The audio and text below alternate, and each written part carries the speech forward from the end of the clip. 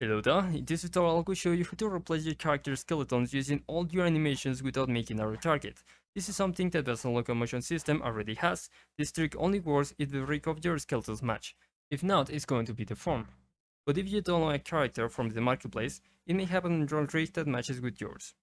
And this also allows you to have a system to easily change the 3D model of your character without having problems with the animation blueprint. First, open your character's blueprint, and as you can see I have the default 2% skeletal mesh on Unreal, and I want this one. You can select it into the content browser. Now when I add a new component here in this window, select your current mesh and add a new skeletal mesh component. Because I have selected the asset, is going to be here. You don't need to move it. Now open the construction script. You can find it in my blueprints, right here. Just double click, and now write set master pose component. Just connect it. Now drag and drop the new skeletal mesh and use it as a target. And the old mesh is going to be the new master pose component. Compile, and as you can see my new model is getting the animations of the base skeletal mesh.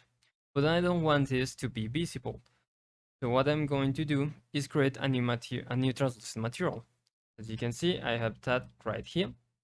Just right click, create new material, give it a name if you want, open it, and as a building mode, I'm going to select translucent. You just need to add a constant. You can write just constant, set it as 0, and use it for set up the opacity mask.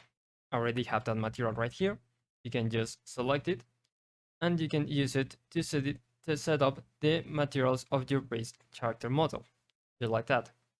I'm doing this because if you just set up the rendering features, for example, the hidden in-game or the visible, or you try to use set visibility, you may have some problems with animations and you don't want that. And now, as you can see, I have the only one that is visible is my new mesh. I even have the cloud physics. So that's all. Thanks for watching and don't forget to subscribe.